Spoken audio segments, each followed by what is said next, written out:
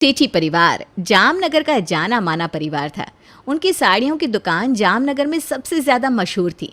उनके दादा ने साड़ियों की छोटी सी दुकान को जामनगर का सबसे बड़ा कारोबार बना दिया था और आज जामनगर में जितने भी बड़े रईस थे वो सब यहीं से साड़ी खरीदने आते थे। इतना बड़ा कारोबार होने के साथ साथ उन्हें अपनी इज्जत का भी और रेपुटेशन का भी उतना ही ख्याल रखना पड़ता था। इसीलिए कावेरी, जो इस घर की बड़ी थी, उन्होंने घर को काफ़ी नियमित तरीके से संभाला हुआ था। अनुज, आज दुकान से कुछ साड़ियाँ लेकर आना, हम मंदिर में दान करने वाले हैं। मंदिर में बड़ी पूजा है, इसलिए सेठी परिवार की तरफ से हमने प्रसाद और दान रखवाया है। जी माँ, किसी के हाथों आज ही भिजवा दूंगा।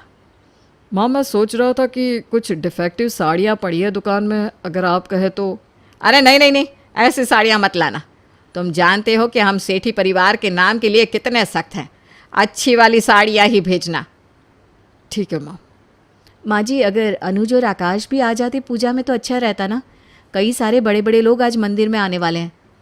हाँ, ये सही रहेगा। आज तुम दोनों भी शाम को मंदिर में आ जाना।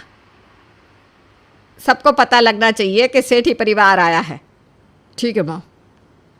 रिया, कितनी बार कहा है कि वक्त पर आया करो खाने के टेबल पर। वो माँ रात को देर रात तक पढ़ाई कर रही थी ना, तो सुबह आँख देर से खुली। रुको, अब नाश्ते का समय पूरा हो चुका है। अब सीधा दिन का खाना मिलेगा तुम्हें। लेकिन माँ, तुम्हें पता है ना इस घर के नियम क्या है, और ये किसी के लिए नहीं बदल सकते। ठीक है माँ। कावेरी की सख्ती और नियम पूरे घर पर लागू थे, जो किसी के लिए भी नहीं बदलते थे। रिया के नाश्ते पर देरी से आने की वजह से उसे नाश्ता नहीं मिल पाया, लेकिन उसके भाइयों ने फिर भी चुपके से ब्रेड, बटर और एक सेब उसके लिए छुपा कर रख लिया था। अब आप दोनों यहाँ क्या कर रहे हो? ये ले सेब। ये ले ब्रेड और बटर, जल्दी से खा ले। अरे वाह, भाई हो तो आप दोनों जैसे। अरे चल चल, अब मक्खन मत लगा, जल्दी से खा ले। और सुन, मेरी वाली को मत बताना, ठीक है? तुझे पता है वो माँ की चमची है। मुझसे बेहतर दिव्या भाभी को कौन जानता है। जब देखो माँ जी ये, माँ जी वो करती रहती। कभी कभी तो ऐसा लगता है कि माँ की सेक्रेटरी है वो। हाँ, दिव्या तो बिल्कुल माँ की तरह ही बन चुकी है। हमारी भी किसी भी बात को नहीं मानती। इसीलिए तो मैं और अनुज चुपके से सब कुछ करते हैं, जिससे दोनों को भनक भी ना लगे। पता नहीं ये सब कब बदलेगा भैया, या बदलेगा भी या नहीं। अगर अनुज भैया की पत्नी भी ऐसी निकली तो मैं तो मर ही जाऊंगी। अरे अब चल, बकवास मत कर, जल्दी से खा ले, हम दोनों दुकान जा रहे हैं, ठीक है? और सुन, शाम को मंदिर के लिए देरी मत करना, वक्त पर तैयार हो जाना। पता चला कि तुझे फिर से सज़ा मिल गई है। नहीं नहीं नहीं, मैं वक्त पर तैयार हो जाऊंगी। मुझे उन दोनों शेरनियों के मुंह नहीं लगना है। चल, अब हम चलते हैं। सेठी परिवार में दिव्या और कावेरी दोनों इस बात का ख्याल रखती थीं कि घर में हर कोई नियमों से चले और उनका पालन करे। इसलिए शाम को बिना 1 मिनट की भी देरी किए हुए सब लोग अच्छे कपड़ों के साथ मंदिर के लिए तैयार हो गए। दिव्या, सब लोग तैयार हैं ना? जी माँ जी, सब लोग तैयार हैं और सब ने नियम के हिसाब से मंदिर के लिए सफ़ेद कपड़े ही पहने हैं। ठीक है, और वहाँ भी तुम ध्यान रखना कि किसी के मुंह से कुछ भी गलत लफ्ज़ नहीं निकलना चाहिए।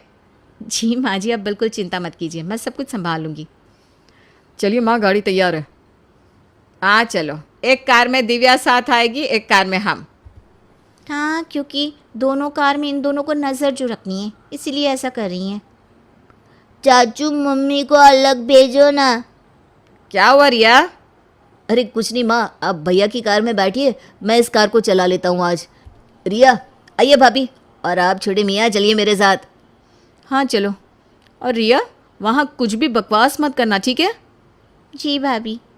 आज मंदिर की पूजा सेठी परिवार की तरफ से थी, जहाँ शहर के बड़े बड़े लोग आए हुए थे। दिव्या और कावेरी मंदिर में सबसे मिलने लग गए थे।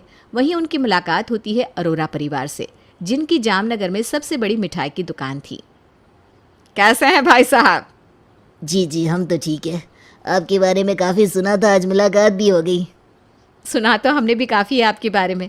आपकी मिठाइयाँ तो पूरे जामनगर में बहुत मशहूर है। आज की मिठाइयाँ भी आप ही लाए हैं ना? जी जी, बस ये तो हमारा सौभाग्य है कि आप जैसे लोग हमें जानते हैं। वैसे ये हमारी पत्नी जानकी और हमारी बिटिया काजल। जी नमस्ते। प्रणाम। प्रणाम बेटा। आपकी बेटी तो बड़ी सुंदर है। पढ़ी लिखी भी है काफ़ी। बस बिटिया के लिए अच्छा सा रिश्ता ढूंढ रहे हैं हम। हाँ, सुशील भी बहुत है, घर का सारा काम जानती है, एक से एक मिठाइयाँ बना लेती है और मिलनसार भी बहुत है। आपका नाम क्या है? अपना नाम बताओ बेटा। मैं इसे ले जाऊँ अपने साथ? हाँ ले जाओ, इसे दर्शन करवा देना मंदिर के। आ जाओ बेटा। हाँ चलो। काजल गोलू के साथ बहुत हिल मिल जाती है और गोलू को भी उसके साथ बहुत अच्छा लगता है, इसलिए वो उसे अनुज से मिलवाने ले जाता है। आओ, मैं आपको अपने फेवरेट चाचू से मिलवाता हूँ। चाचू, ये मेरी फेवरेट दीदी। अरे अभी तो मैं आपका फेवरेट था ना, अब ये दीदी हो गई। चाचू, इन्होंने मुझे मिठाई भी खिलाई। आपने आज तक मिठाई नहीं खाई थी? नहीं, वो क्या है ना, हमारे घर में ज़्यादा मीठा नहीं दिया जाता किसी को भी। लेकिन बच्चे मीठा नहीं खाएंगे तो कौन खाएगा? हाँ, ज़्यादा मीठा नहीं देना चाहिए बच्चों को, मैं समझती हूँ, लेकिन इस तरह बच्चों को बिल्कुल मीठे से दूर रखना मतलब उनका बचपन छीन जाना जैसा है ना। अब बिल्कुल सही कह रही हैं, मुझे आपकी सोच बहुत अच्छी लगी। चलो गोलू, मैं आपको लड्डू देती हूँ, वो भी बिना चीनी वाला, आपको बहुत पसंद आएगा। काजल से बात करते ही अनुज के दिल में काजल की छवि बैठ सी गई थी। वो पूरे पूजा के दौरान बस काजल को ही देखे जा रहा था। अनुज मेरे भाई, भगवान यहाँ है वहाँ नहीं। अरे मैं तो वहीं देख रहा हूँ। हाँ, क्या आप भी भैया? भाई साफ साफ दिख रहा है कि आप वो काजल दीदी को देख रहे हो। आप कहो तो आपकी सगाई करवा दे यहाँ। क्या आप दोनों भी? अरे अभी अभी माँ की बात सुन के आ रहा हूँ, वो काजल के पिता से तुम दोनों के रिश्ते की ही बात कर रही थी। सच? ये देखो कैसे लड्डू फूट रहे हैं मन में इनके। जहाँ एक तरफ अनुज को काजल को देखते ही कुछ कुछ हो रहा था, वहीं जानकी और दिव्या को भी काजल का रिश्ता अनुज के लिए सही लग रहा था, क्योंकि काजल का परिवार भी काफ़ी संस्कारी और खानदानी था। दोनों की शादी का मुहूर्त भी इसी महीने का निकाल दिया जाता है और घर में शादी की तैयारियां शुरू हो जाती है। माँ, अनुज को आपसे कुछ बात करनी थी। हाँ बोलो। माँ, आज काजल का जन्मदिन है, मैं सोच रहा था उससे मिलाऊं। तुम्हें पता है ना हमारे घर के नियम, शादी के पहले दूल्हा दुल्हन आपस में नहीं मिल सकते। लेकिन माँ, शादी में अभी 15 दिन पड़े हैं। अनुज, हमारे यहाँ शादी के पहले दुल्हन का जन्मदिन नहीं मनाया जाता और इस बारे में आगे कोई बात नहीं होगी, ठीक है?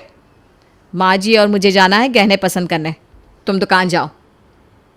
काजल का ये मेरे साथ पहला जन्मदिन है, उसका कितना मन था कि वो मेरे साथ केक काटे।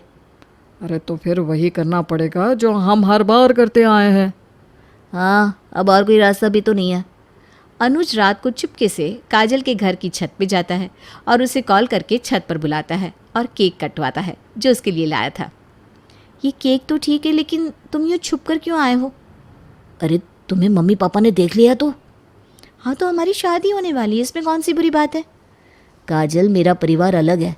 हमारे परिवार में काफ़ी सारे नियम लगाए जाते हैं, जैसे ज़ोर से हंसना नहीं, देर से खाने की टेबल पर नहीं आना, देर रात को बाहर नहीं रहना और भी बहुत कुछ। अब मैं तुमसे यही पूछना चाहता हूँ कि क्या तुम हमारे परिवार में रह पाओगी? अगर तुम्हें कोई दिक्कत है तो मैं मना कर दूंगा शादी के लिए, सच में। अनुज, शादी कोई मजाक नहीं है, 7 जन्मों का बंधन होता है। और रही बात नियम और कानूनों की, तो मैं तुमसे वादा करती हूँ कि मैं अपने प्यार से सबका दिल जीत लूँगी। मुझे तो लगा था कि तुम मुझे छोड़ दोगी। तुम कहो तो छोड़ दो। अरे नहीं नहीं नहीं, मुझे यकीन है कि तुम्हारे हमारे परिवार में आने के बाद सब कुछ अच्छा ही होगा। अनुज ने काजल को बता तो दिया था कि उसके परिवार में कितने कड़े नियम हैं, लेकिन अब काजल जिस तरह से इसे बदलती है, ये देखने वाली बात थी। शादी के बाद की पहली रसोई। काजल, आज शादी के बाद तुम्हारी पहली रसोई है, इसलिए हमेशा की तरह तुम खीर बनाना सबके लिए। हाँ, हमारे घर में मीठे में सिर्फ खीर ही बनती है और कुछ नहीं। अच्छा, पर ऐसा क्यों? सिर्फ खीर ही क्यों? क्योंकि बाकी मीठी चीज़ों में काफ़ी सारी चीनी और मीठा पड़ता है, इसलिए खीर ही बनाते हैं जिससे सबको थोड़ी थोड़ी दी जाए और सेहत के लिए ठीक रहे। माँ जी, अगर मैं ऐसी चीज़ बनाऊँ जो मीठी भी कम हो और सेहतमंद भी हो तो? तुम ऐसी चीज़ बना सकती हो? मैं बना दूँ? अगर मीठी कम हुई और सेहतमंद भी तो हम मना नहीं करेंगे, लेकिन अगर वो चीज़ सही नहीं हुई तो नियम के हिसाब से वो पूरी चीज़ तुम्हें अकेले को खानी होगी। ठीक है माँ जी। अरे ये दोनों तो काजल भाभी को बोलकर चली गई, अगर मीठी चीज़ सही नहीं बनी तो? फिक्र नॉट बहना, मिठाई वाले की बेटी है मेरी पत्नी, देखना आज कमाल ही करेगी। आज पहली बार सेठी परिवार में कुछ नया बनने जा रहा था। टेबल पर सब लोग काजल की ओर देख रहे थे। माँ जी, ये है फ्रूट केक। केक? लेकिन केक में तो सबसे ज़्यादा मीठा पड़ता है। भाभी, मैंने इसमें मीठे की जगह गुड़ डाला है और फलों की मिठास का उपयोग किया है। कोई भी चीनी और केमिकल नहीं है। आप खाकर तो देखिए। सच में ये तो बहुत स्वादिष्ट है। अच्छा है, सब लोग खा सकते हैं। अगर इस तरह से मीठा बनाना हो तो तुम बना सकती हो, हफ्ते में एक बार। थैंक यू माँ जी। लो गोलू, तुम्हें केक पसंद है ना बेटा? आज पहली बार तो केक खा रहा हूँ माँ। मुझे बड़ा पीस देना काजल भाभी। मुझे भी वो फ्रूट वाला दे दो ना। हाँ हाँ ज़रूर। देखा, मैंने कहा था ना, अब सेठी परिवार में हवा बदलने वाली है। आज छोटे मज़ा ही आ गया आज तो केक खाकर। काजल के प्यार से और समझ से सेठी परिवार में अब चीज़ें बदल रही थी। कुछ नियमों को भी अब बदला जा रहा था। एक दिन जब सब लोग आकाश की शादी का कैसेट देख रहे थे। चलो 10 बज गए हैं, अपने अपने कमरे में चलो। अरे भाभी बैठिए ना, आपकी शादी की कैसेट देख रहे हैं, आइए। अरे लेकिन 10 बज गए हैं। अरे ये कोई हॉस्टल थोड़ी ना है भाभी, आइए बैठिए, मैं सबके लिए पॉपकॉर्न लेकर आती हूँ। अरे देखो देखो दिव्या, तुम्हारी एंट्री हो रही है। हाँ हाँ, और इसमें ना मैंने पिंक रंग का लहंगा पहना था। वाह दिव्या भाभी, मुझे तो पता ही नहीं था कि आपको फैशन का इतना सेंस है। पहले तो मैं बहुत फैशन करती थी, घूमने जाती थी, लेकिन शादी के बाद दिव्या ने अपने आप को बदल ही दिया। सच कहूँ तो मैं पुरानी दिव्या को बहुत मिस करता हूँ। कोई बात नहीं भाभी, आप अब भी सब कुछ एंजॉय कर सकती हैं। शादी की कैसेट देखने के बाद सब लोग अपने कमरे में जाने लगते हैं। तभी दिव्या काजल के पास आती है। थैंक यू काजल, आज खुद को पुराने शादी के जोड़े में देखकर एहसास हुआ कि मैं कैसी थी और क्या बन गई। पर सच बताऊं तो मैं बिल्कुल तुम्हारी तरह थी, लेकिन शादी करने के बाद जब मैं इस घर में आई तो माँ जी के नियमों ने मुझे भी बदलने पर मजबूर कर दिया, और कब मैं इंसान से रोबोट बन गई पता ही नहीं चला। मुझे पता है भाभी कि आप भी लाइफ को एंजॉय करना चाहती हैं। अब हम दोनों साथ मिलकर इस घर को प्यार से चलाएंगे। माँ जी को ये समझना होगा कि ससुराल प्यार से भी चल सकता है। इसके लिए इतने सारे नियमों की ज़रूरत नहीं है। हाँ, हम ऐसा ही करेंगे। काजल के प्यार से दिव्या को एहसास हुआ कि उसने लाइफ में क्या क्या मिस कर दिया है, लेकिन कावेरी के नियम अभी भी बदलने को तैयार नहीं थे। माँ जी, भाभी और मैं सोच रही थी कि कल संडे है तो हम सब कहीं पिकनिक पर चलते हैं। कल संडे? अरे हर संडे हम सब योग करते हैं। माँ जी, हर संडे योग तो करते ही हैं, इस संडे पिकनिक पर चलते हैं ना। हाँ माँ प्लीज़, आज तक हम कभी पिकनिक पर नहीं गए, चलते ना प्लीज़। अरे लेकिन माँ जी, नियम इंसानों के लिए ज़रूरी होते हैं, लेकिन परिवार को नियम नहीं, प्यार से ही बांध कर रखा जा सकता है। मैं जानती हूँ कि आपको इस परिवार की इज्जत की कितनी फिक्र है, लेकिन मैं ये भी जानती हूँ कि 19 साल की कावेरी देवी को खुले पार्क में जाना, झूले खाना कितना पसंद था। उसे इमली तोड़कर खाने में कितना मज़ा आता था। अपनी सहेलियों के साथ बाज़ार जाने में कितना मज़ा आता था। अरे तुम्हें ये सब कैसे? चौंक गई ना, मुझे ये सब कैसे पता चला? वो देखिए, आपकी बचपन की सहेलियाँ कमला आंटी और सुनीता आंटी, उन्होंने मुझे बताया कि आपने इस परिवार को नियमों में बांधने के लिए खुद को भी नियमों में कैद कर लिया था, और क्योंकि दादाजी आपसे यही चाहते थे। पर माँ जी, अब वक्त आ गया है कि आप भी नियमों से आज़ाद हो जाएं। हाँ माँ, हम सब भी खुलकर आपसे ये बात कहना चाहते थे कि एक आम परिवार की तरह हम बैठकर बातें करें, जिंदगी को खुलकर जिए। माँ, ससुराल नियमों से नहीं, प्यार से भी चल सकता है।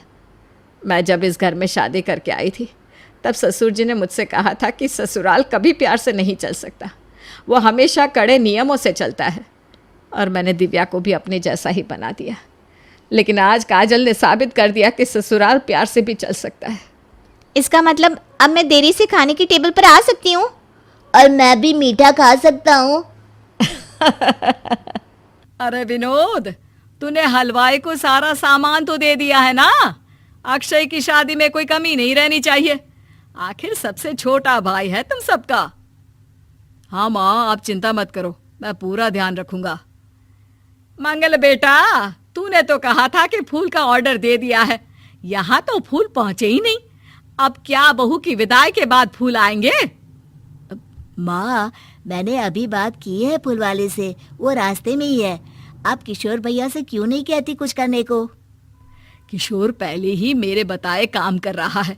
पास के सभी रिश्तेदारों और मोहल्ले वालों को कार्ड वही तो देकर आया था। रिसेप्शन के लिए हॉल भी उसी ने बुक किया था। टेंट कुर्सी वालों को भी तो वही देख रहा है। पर कई मोहल्ले वाले तो हमारे भरे पूरे परिवार से जलते भी है, उन्हें बुलाने की क्या जरूरत थी? बेटा, शादी ब्याह में तो बुलाना ही पड़ता है, नहीं तो लोग क्या कहेंगे? दादी दादी देखो ना, हलवाई अंकल हमें लड्डू नहीं दे रहे, आप इनको डांटो ना। दादी दादी देखो ना, हलवाई अंकल हमें लड्डू नहीं दे रहे, आप इनको डांटो ना। दादी दादी देखो ना, हलवाई अंकल हमें लड्डू नहीं दे रहे, आप इनको डांटो ना। अरे चैन सुख दे देना बच्चों को लड्डू, क्यों तंग कर रहा है इन्हें? बीबी जी, मैं कहाँ मना कर रहा हूँ, लेकिन लड्डू बनते ही ये बच्चे उठा उठा कर खा लेते हैं। अरे मैं तो इन्हें थाल में रख के परोस भी नहीं पा रहा। भागो, अब कोल्ड ड्रिंक पीने चलते हैं।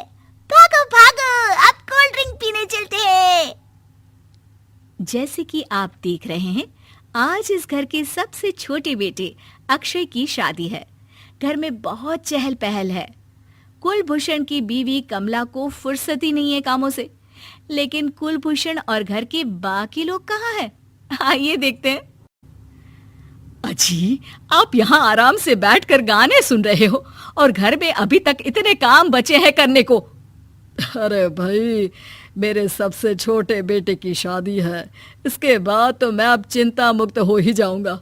और फिर घर में तुम हो, बेटे बहुएं हैं, तुम लोगों के होते हुए मैं क्यों काम करूं?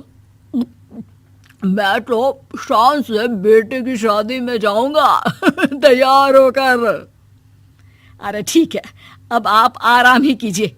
एक बार अभिषेक की बीवी आ जाए, फिर मैं भी आराम करूंगी और मेरी चारों बहुएं पूरे घर की जिम्मेदारियां संभाल लेगी। इतना कहकर कमला वापस अपने काम में लग जाती है। बेटा भी, तू अब तक तैयार नहीं हुआ? किससे बात कर रहा है फोन पर? तैयार कैसे हूँ? सैलून जाने से तो आपने मना किया है, क्योंकि मुझे हल्दी लग चुकी है। भाभीियों को देखो, सुबह से पार्लर में है। अक्षय की शादी हो जाती है और नंदिता बहू बनकर घर आ जाती है, लेकिन इस घर की खुशियों को मानो किसी की नजर लग गई थी। नंदिता के आने के बाद आए दिन घर की शांति भंग होती रहती। अपने माँ बाप की इकलौती बेटी को इतने बड़े परिवार की जिम्मेदारियां कहाँ संभालनी थी। अभी देखो ना, मेरे हाथों की मेहंदी भी अभी नहीं उतरी है और तुम्हारी मम्मी ने मुझे घर के कामों में लगा दिया। मैंने सोचा था कि घर की सबसे छोटी बहू होने के कारण मुझे सब पलकों पर बिठा के रखेंगे, पर यहाँ तो पलक झपकने की भी फुर्सत नहीं मिलती। देखो नंदू, शादी के पहले ही मेरे घर वालों ने तुम्हें और तुम्हारे पेरेंट्स को बता दिया था कि मैं जॉइंट फैमिली में रहता हूँ, तो फिर अब ये शिकायत क्यों? और फिर तुमसे पहले मेरी भाभी भी तो आई थी शादी करके, उन्होंने तो कभी कुछ नहीं कहा। नंदिता तब तो चुप हो जाती है, लेकिन ऐसा बहुत दिनों तक नहीं चलता।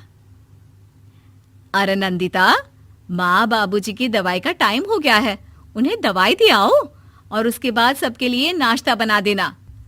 पर भाभी, मैं तो अभी अपना फेवरेट सीरियल देख रही हूँ, प्लीज मेरी जगह आप कर लो ना ये काम।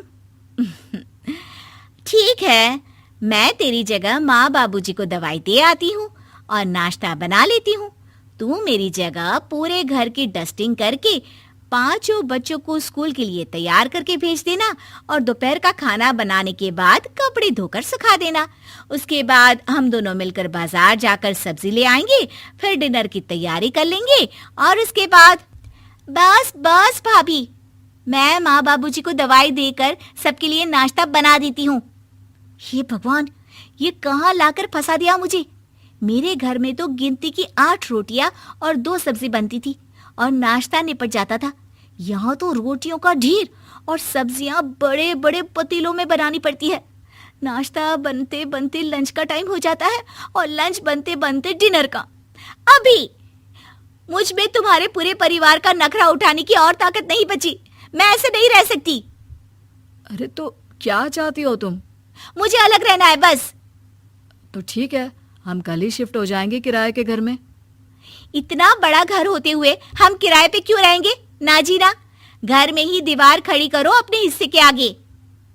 घर के साथ साथ घर की खुशियों में भी दीवार खींच जाती है। ऐसे ही कई महीने बीत जाते हैं और नंदिता माँ बन जाती है।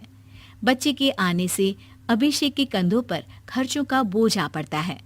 अभिषेक का बोझ कम करने के लिए नंदिता भी पार्ट टाइम जॉब कर लेती है, लेकिन इससे उसके सर पर नौकरी, घर और बच्चे की जिम्मेदारी बढ़ जाती है। नंदिता, ये क्या है?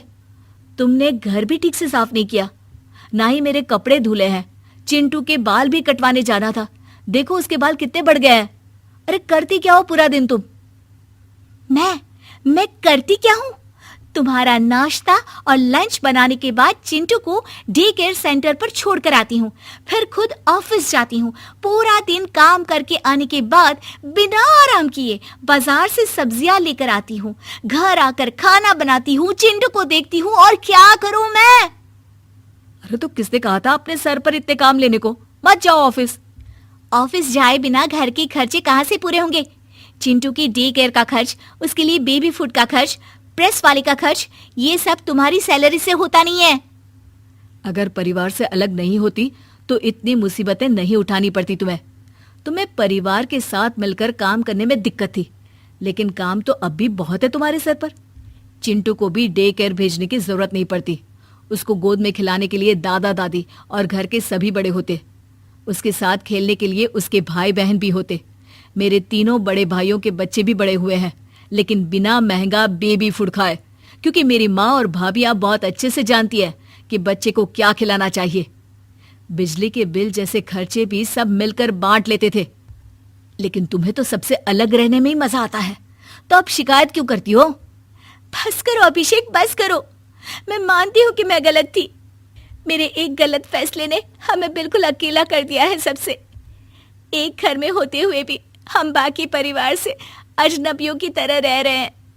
अभिषेक और नंदिता की सारी बातें घर के बाकी लोगों को सुनाई दे रही थी। तभी कमला बोल पड़ती है। अरे नंदिता बहू, किसने कहा कि तुम अकेले हो? तुम्हारा इतना भरा पूरा परिवार है ना तुम्हारे साथ। हम तो बस ये चाहते थे कि तुम अपनी गलती समझ जाओ। अगर हम तुम्हें समझाते तो शायद तुम ना समझती, लेकिन अपनी गलती का एहसास तुम्हें खुद हो गया है, तो अब तुम समझ चुकी हो परिवार में एक साथ रहने का मोल क्या होता है। मम्मी जी, मुझे माफ कर दीजिए, अब ऐसा दोबारा कभी नहीं होगा। अरे माफी बाद में, पहले मेरा पोता जरा मेरी गोद में तो दे, और तू जाकर सबके लिए चाय बना ला।